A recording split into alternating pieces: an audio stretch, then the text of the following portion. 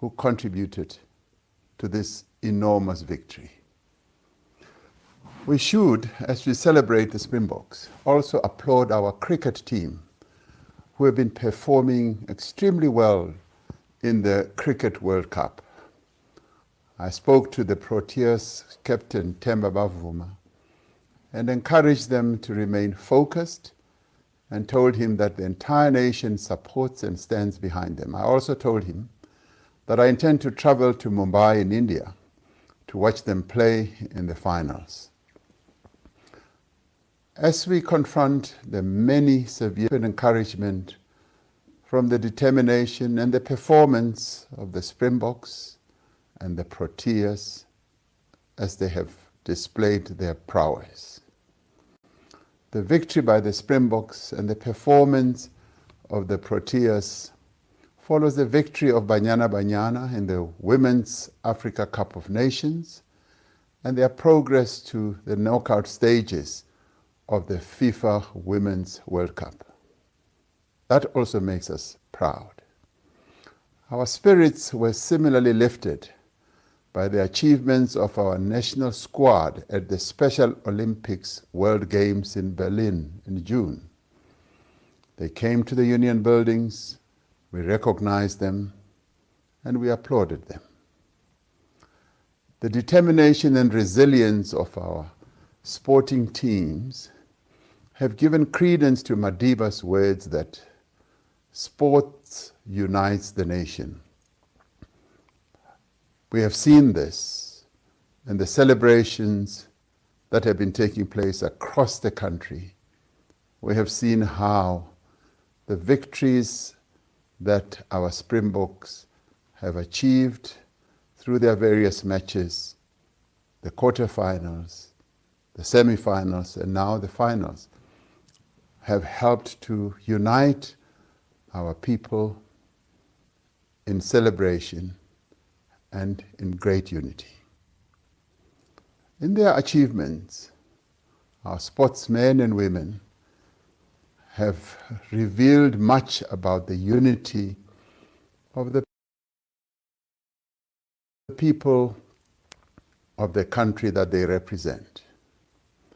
As a people, we have shown before what is possible when we are united, when we are determined, when we try hard, and when we refuse to give up. Together we overcame apartheid, ended centuries of conflict, and gave birth to a thriving democracy.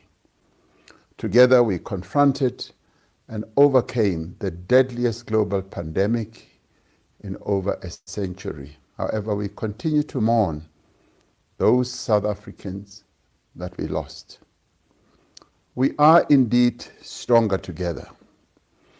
As we reflect on these great achievements on the sporting field, we also need to reflect on our economic recovery and the further steps that we are taking to revive economic growth and improve the lives of our people. As the latest census figures show, we have achieved great feats of achievement in human development since the beginning of democracy.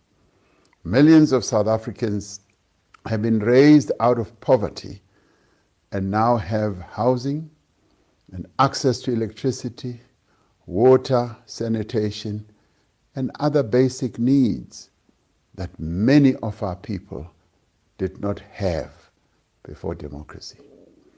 Access to healthcare and education have been greatly expanded. Much more still needs to be done to make more progress in improving the lives of our people. Even over the last 10 years, we've seen great improvement and we've been able to make significant strides. For example, the percentage of households in formal dwellings rose from 78% in 2011 to 89% in 2022. This is evidence of concrete progress and should give us encouragement as we confront the challenges of the present. This month, we mark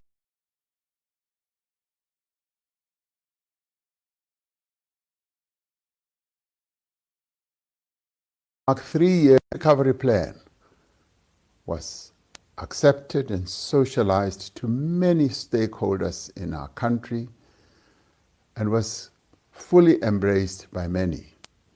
And it is underpinned by our National Development Plan, which sets out a clear vision of where we should be going as a country.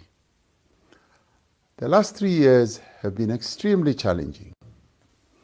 We're emerging from more than a decade of stagnant economic growth, compounded by the impact of the COVID-19 pandemic. We are working to reverse the legacy of the past era of corruption and mismanagement of our state-owned enterprises, which has left us with a persistent energy crisis and an inefficient ports and rail network.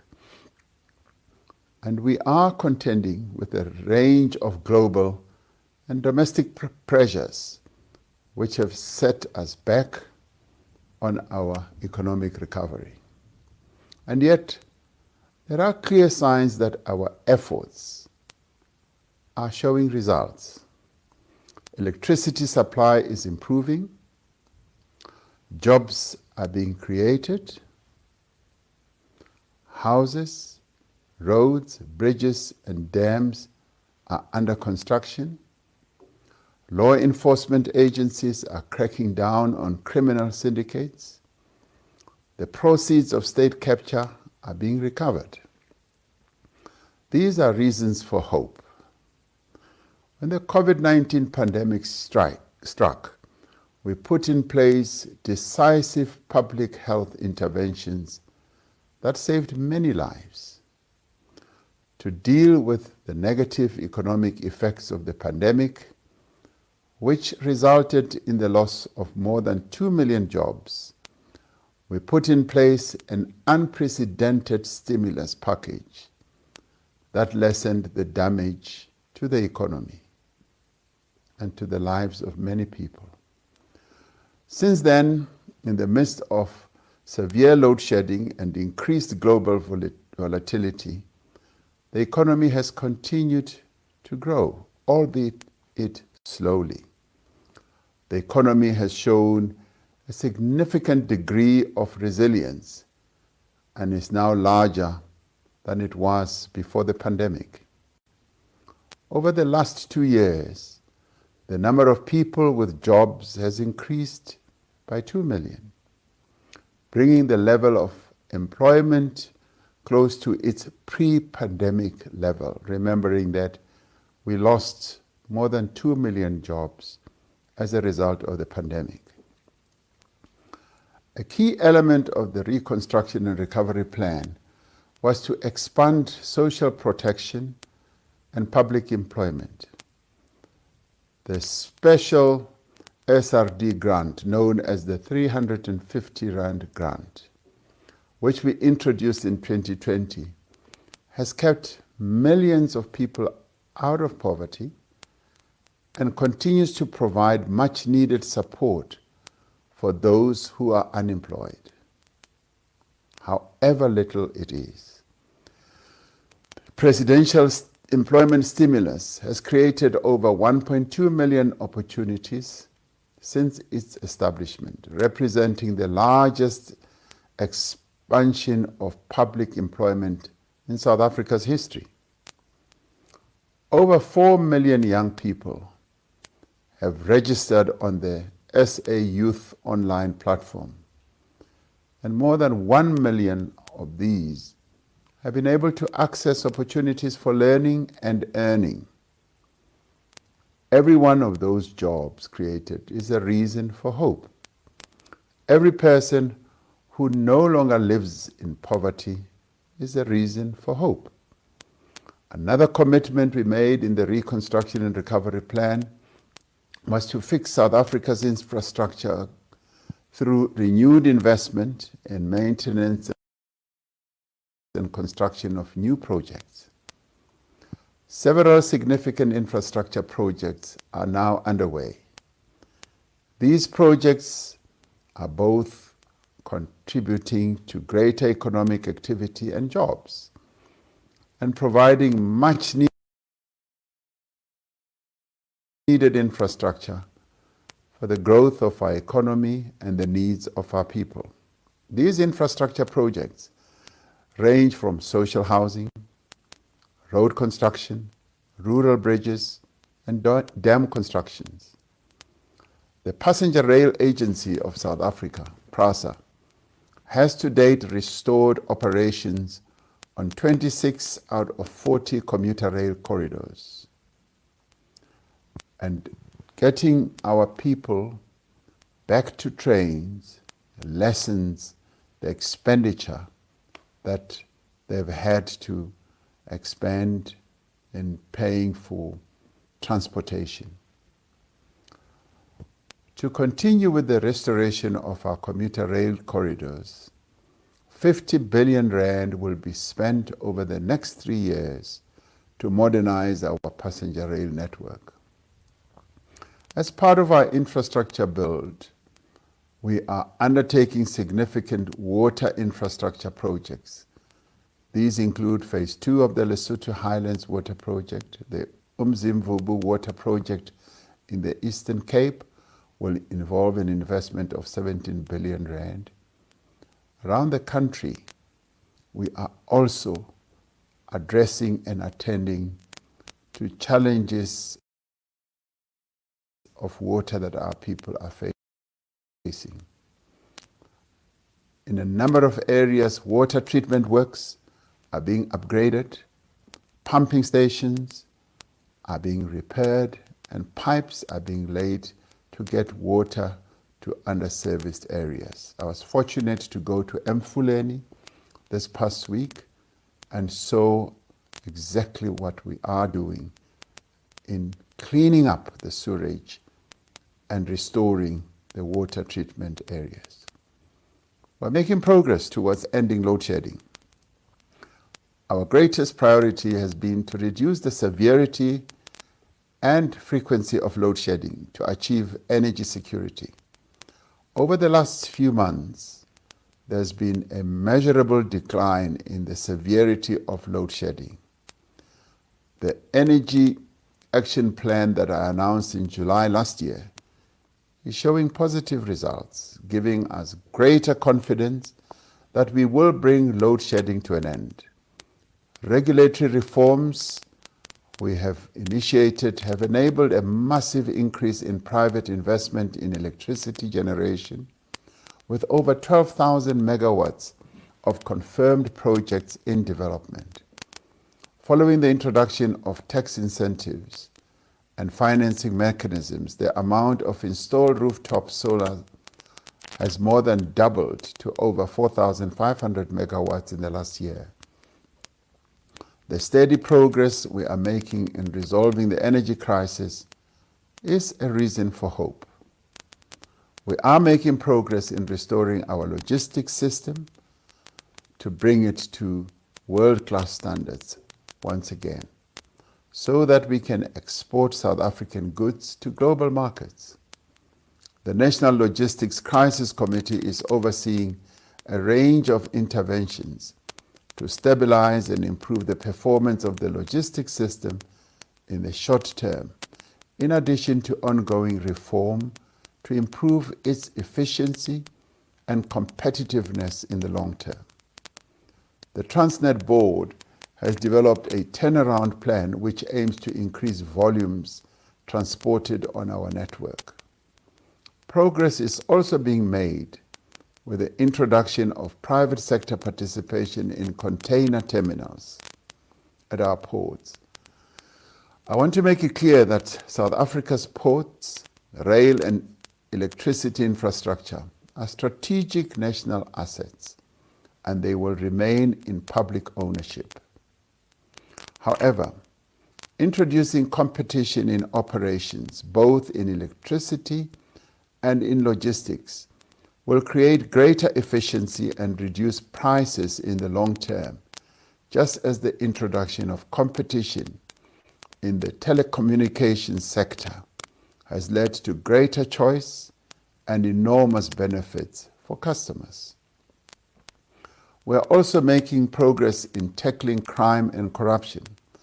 The South African Police Service has established 20 economic infrastructure task teams throughout the country to protect critical infrastructure and tackle the construction mafia. We are seeing results in arrests for illegal mining, cash in transit, hikes, cable theft, drug smuggling, and other crimes. Increasing the number of policemen and women will further strengthen our capacity to curb acts of criminality. More and more of these policemen and women who are being trained will now strengthen our ability to fight criminality. I've also extended the employment of 880 members of the South African National Defence Force to support the police in combating criminal activity, particularly activity that targets economic infrastructure. The police have arrested several people for extortion at construction sites and made over 3,000 arrests for illegal mining. Through the intensive efforts of our law enforcement agencies, dozens of illegal mines, unregulated coal yards, and unregistered second-hand dealers have been shut down.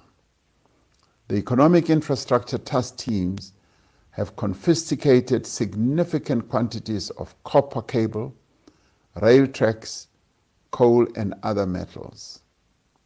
Every arrest made and every length of cable recovered is a reason for hope. We are making progress in the fight against corruption as well, including bringing those responsible for state capture to justice. Over the last 4 years, the NPA Investigating Directorate has taken 34 state capture corruption cases to court involving 205 accused persons. Freezing orders of 14 billion rand have now been granted to the Asset Forfeiture Unit for state capture-related cases.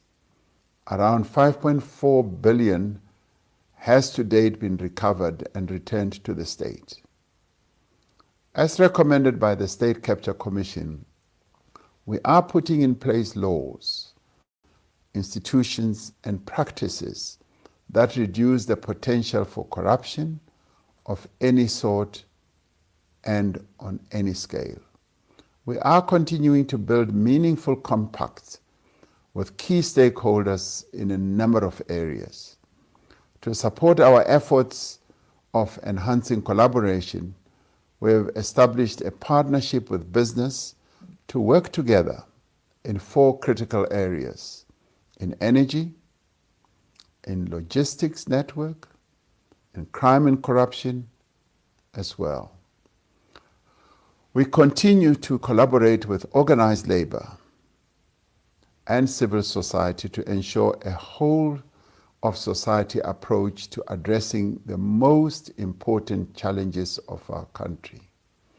I had a wonderful meeting with all our labor federations just last week that lasted hours, and all of us agreed that it was a most meaningful meeting from which will emerge a number of cooperative initiatives.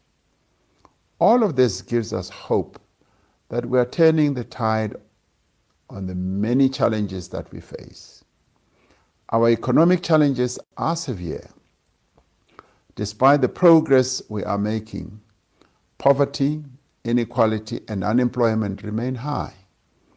We continue to face domestic and global pressures, and our economy is growing too slowly for us to overcome the challenges facing our people and our country.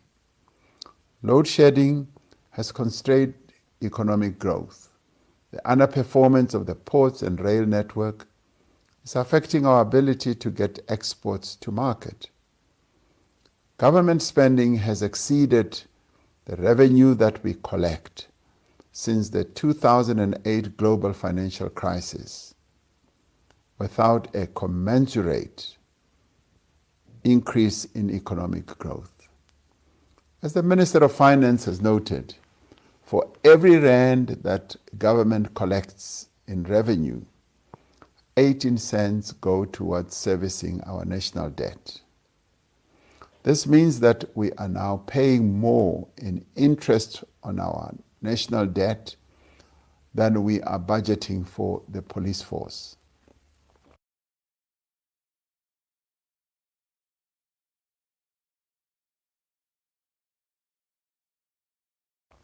Ultimately, more rapid and inclusive growth is the only solution to unemployment, poverty, and inequality. But what is also important is to address wastage. Growth is also necessary for the sustainability of our public finances. Building on the progress that we have already made and that we are making, government will accelerate the implementation of the economic reforms that we have embarked upon. Many of these reforms were identified in our ERRP, and many more will be embarked upon. To address the weaknesses in many of our municipalities, we are undertaking interventions in local government. As national government, we are driving a number of interventions to support a rapid turnaround in local government services such as water, sanitation, electricity, roads, and waste collection. These interventions are accelerating service delivery where basic services have collapsed. While addressing the immediate problems, we are introducing necessary institutional reforms and the professionalization of our municipal officials. The achievement of sustained and inclusive growth requires a stable macroeconomic environment. A sustainable fiscal trajectory is a precondition for growth. We therefore remain absolutely committed to stabilizing our levels of debt, and adopting a responsible fiscal policy. A Minister of Finance will set out government's plans to achieve this trajectory in the medium-term budget policy statement on Wednesday. Spending on health, education, policing, and other essential services will be protected as far as possible.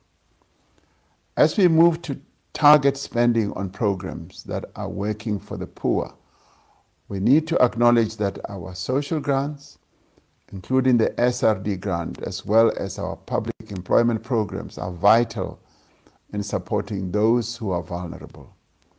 These programs have not only reduced poverty, but have enabled recipients to search for jobs and to engage in other economic activity to support their livelihoods.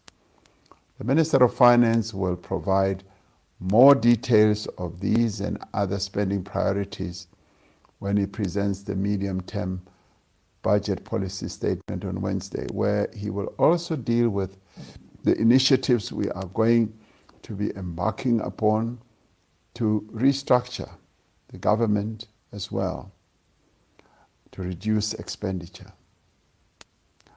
Today marks the start of the 2023 National Senior Certificate exams for matriculants, and this affects almost 1 million learners. Over the next weeks, our learners will prove the value of hard work, dedication, and the investment that we have made as a nation in their education. We wish them the very best, confident that they will make the country proud once again. There are many reasons for hope. We have made significant progress in reforming our economy to make it more inclusive and to achieve higher rate of growth. As we implement our reforms, yes, we will be preparing our economy for even greater growth. We are on track to resolve the most important constraints on economic growth by stabilizing our energy supply and fixing our logistics network. The reforms underway will propel economic growth in South Africa in the years to come, resulting in a stable supply of electricity, a working railway, and more jobs for all South Africans. On our way to rebuilding our economy, there are a number of strengths that stand us in good stead. We have a strong and sophisticated financial sector, a strong and effective civil society, a functional democracy, an independent judiciary, a stable macroeconomic framework underpinned by a capable national treasury, and an independent reserve bank. We have collectively embarked on a journey of economic reform which will set our country on a path to higher growth and more jobs. The concerted efforts of all South Africans are starting to show results in many areas. If we take a short-term view of our current challenges, we may not see the transformation that is underway or the benefits that these reforms will have for our country. I'm confident that through the actions we are taking now, we will overcome the challenges we face and build a society that works for all of its people. We have much more to do, but like the Springboks, we have the determination, the commitment to overcome any challenge. Our victorious Springboks will return home tomorrow. We will welcome them with great joy and jubilation as they arrive. They will conduct a victory tour around the country, and I will receive them at the Union Buildings later this week. I want us to now rally behind the Proteas in the same way as we have given our support to the Springboks. I want us all to embark on a period of celebration, culminating in a celebratory holiday after our matriculants have finished their exams and the Proteas have done the country proud at the Cricket World Cup. I know that many of us want us to have a public holiday now to celebrate, but we should all agree that we should give our matriculants time to focus on their exams and celebrate with them afterwards. Otherwise, it will disrupt their ability to focus on their most important journey, which is writing a matriculation exams. And this affects close on to 1 million young people. In celebration of the Springboks' momentous achievement and the achievements of all our other sportsmen and women, and as a tribute to the resolve of our united nation, I'm declaring Friday the 15th of December 2023 as a public holiday. We declare this to be a day of hope, a day of celebration and unity. Our sportsmen and women have shown us what is possible. We will succeed, and we will ensure that we leave no one behind. Nkosi sikelele Afrika. Hosi katekisa Afrika. God seën South Africa. Mudzimu vaphathuchedze Afrika Chipembe. Nkosi sisikelele sonke. I thank you.